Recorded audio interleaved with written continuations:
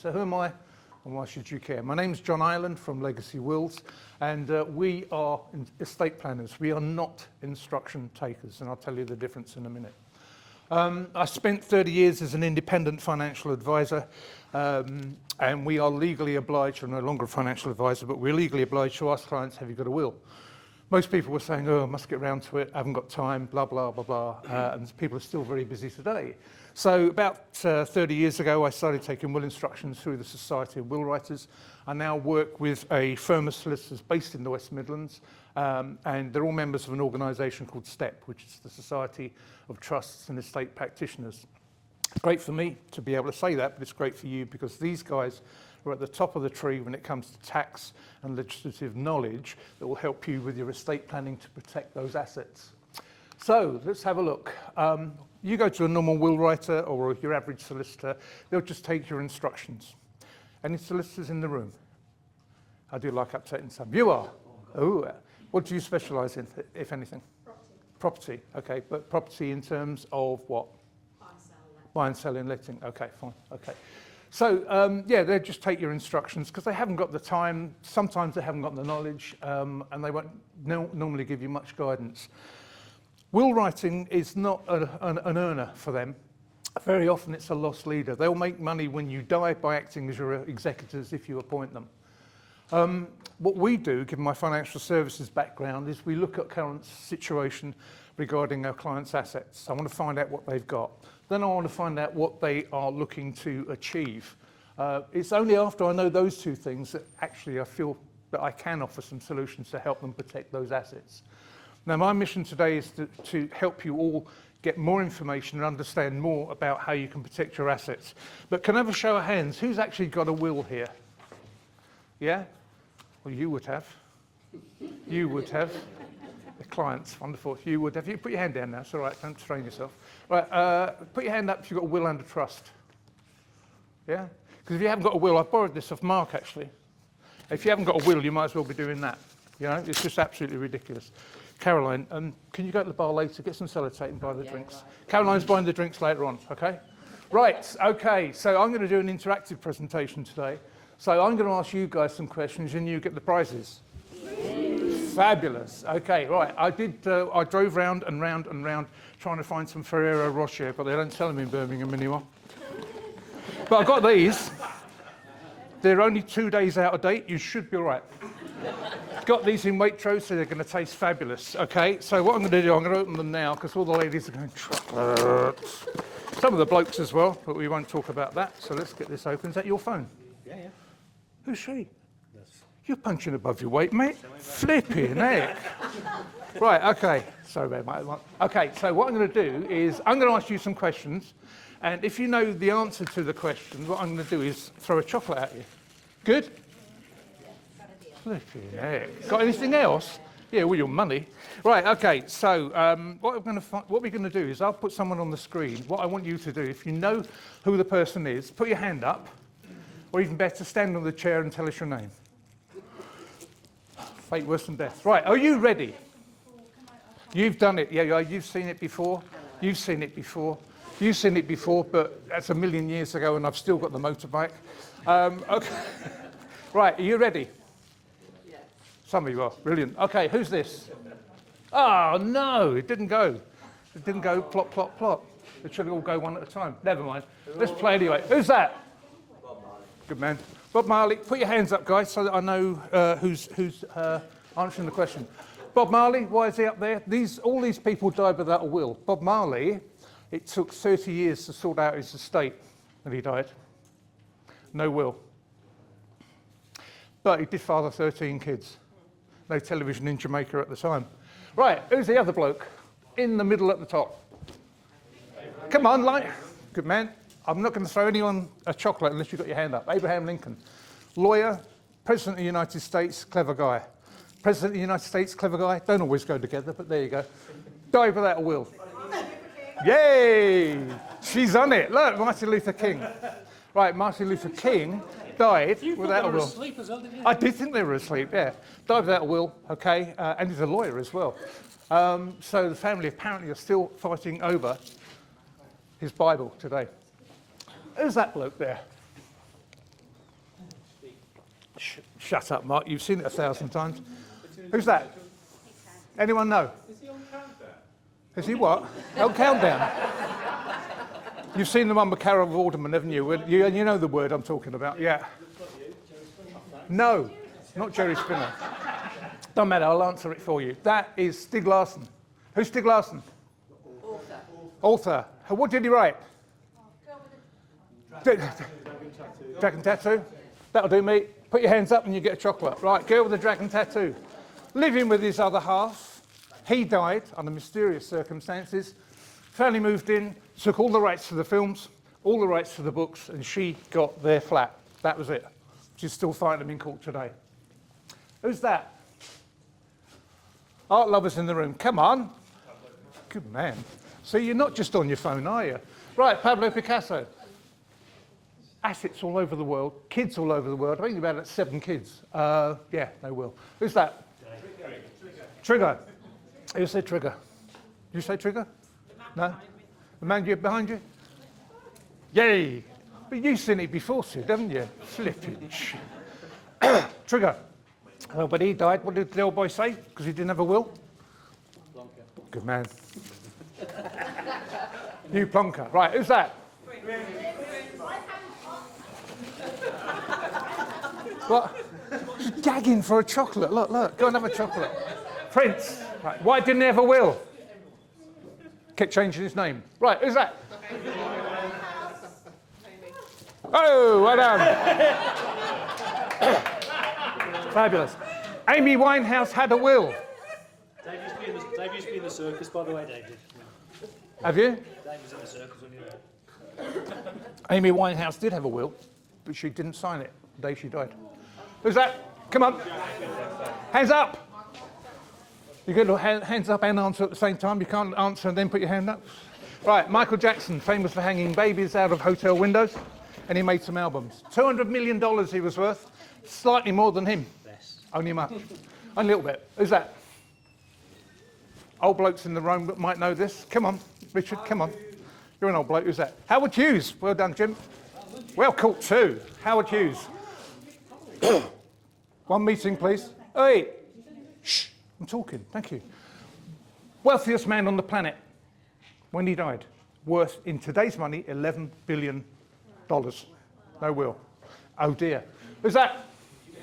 Come on, hands up. Have you had a chocolate? James Marshall Hendricks, no will. All right, who's the last bloke then? Come on, who's that? Rick Mail, wonderful. Right, okay, so why is Rick Mail there? Right, according to this august body of Daily Truth, the Mirror, he died without a will. And his estate was worth about 1.2 million quid, okay? Now, important thing to remember, there's no inheritance tax between husband and wife, or husband and husband and wife nowadays, okay? So there's no inheritance tax between people who are married. But dying without a will means that you govern under the rules of intestacy, which means at that time that the spouse got the first £250,000 of the estate and half the rest. The other half went to the kids. That's now increased to 322,000, by the way. Massive amount. Okay, so the estate's valued at 1.2. She gets the first 250, and they divide 950 between her and the kids, okay? So there's no inheritance tax, as I said, between husband and wife, but when the kids get the 475, minus the nil rate band. Do you all know what the nil rate band is? Anyone doesn't know about that? Yeah, I'll explain because some people are too bashful. Right, you can own assets up to £325,000 when you die. Anything above that is going to be taxed at 40%. Okay. So take 325 from 475, gives you a taxable estate of 150 grand. There's 3 rates of inheritance tax. That's the highest rate, 40%. That meant that the family had to pay an inheritance tax bill of £60,000 just because he was a little bit busy to make a will. So I just wonder if the family think, is that funny anymore? But there you go. Okay, we all know there's 2 things certainly in life, yeah, death and taxes. So what is it that we all know? Our date of? Correct. What is it we don't know? Come on, hands up. Go on, I'll give you a chocolate, why not? Date of death. Correct. So, Tomorrow is not guaranteed, and I can give you plenty of instances of that, my own personal one as well. Not that I've died yet, but I nearly did. But there we go. And I've only got 30 minutes, yeah? 30 minutes from now? No? Okay. Right, so 7 out of 10 people in the UK don't have a will. Yes! I'll be out of business otherwise, wouldn't I? Why is that? Anyone got a clue? What do you think is the most heard excuse that I get on a regular basis why you don't have a will? Too busy? Don't want to think about it. Too young? No. It's actually time. Solicitors are not open in the evenings or at weekends. Absolute rubbish. 1 month of the year you can get a free will if you go to the solicitor. But if you're that cheap, you won't be in a room like this, will you? Bit controversial. But no, seriously, get it done bloody properly. Don't go to someone who's not going to help you protect your assets and only takes your instructions. Flipping heck. Right, what's the second most heard excuse I get on a regular basis? It will never happen to me. Ooh, you reckon? We're all going to die. No, you're wrong. It's need. It will all go to my spouse. It will all go to my spouse and my partner. You've actually seen that that doesn't actually happen with Rick Mail already, yeah? So, if you die without a will, you're governed under the rules of intestacy, which will mean not everything's going to go to your spouse, yeah? So I say we've already seen that. If you're single, your other half gets nothing. Let's disavow something, shall we? People tell me all the time, well, I've got a common law spouse, I'm living with my girlfriend, living with my boyfriend. If I die, they'll get everything. If you are not married or in a civil partnership, if you die without a will, your other half gets nothing. The cost of dying, if you die without a will, they reckon to tidy up the estate is going to cost, on average, about £5,000, and a long time as well. It's a bloody mess. And inheritance tax is going to have to be paid first on anything you owned above £325,000. Mental, but there you go. Okay, so intestacy. This is the intestacy flow chart here. This will tell you what happens if you want a copy of this. Great reading about 3 in the morning if you can't sleep. But this is in our estate planning guide if you want a copy of that as well. But it will tell you, relative to your own circumstances, what happens if you die without a will. So, you die without a will, you've got no living residence, no living family, whatever. Who gets your estate? Who said the Crown? The Crown. Wonderful.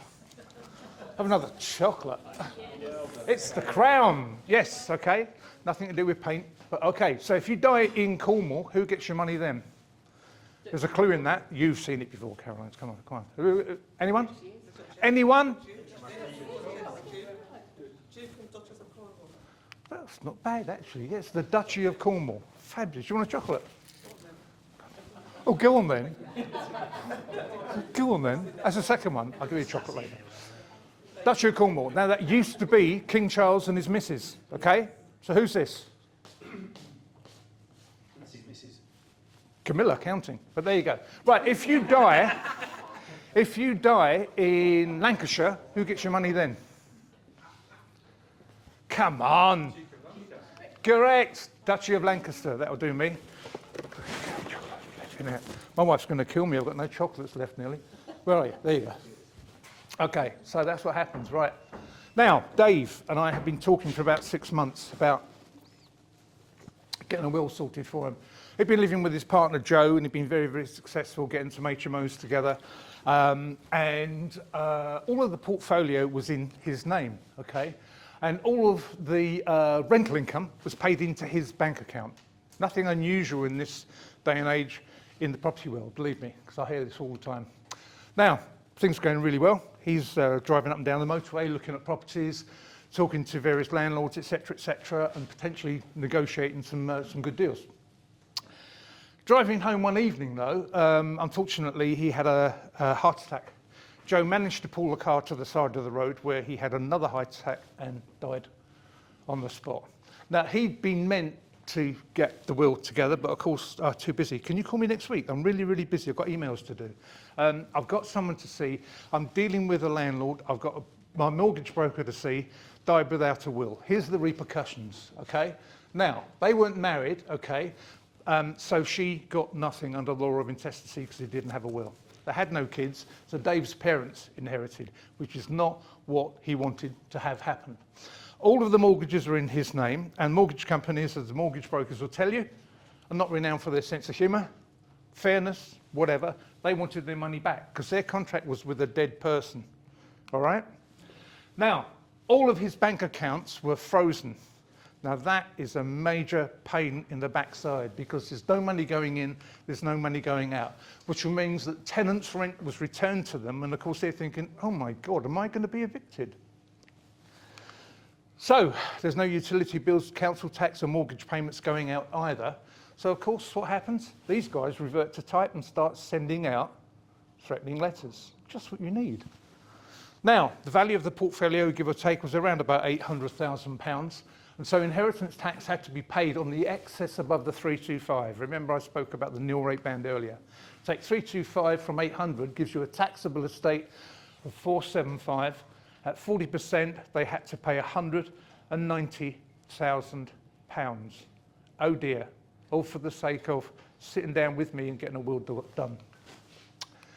Now, I'd spoken to them for quite some time about wills, and I'd spoken to them about a different way of owning their property, which I'll go and talk to you about in a minute. She could have been left half of the properties, okay?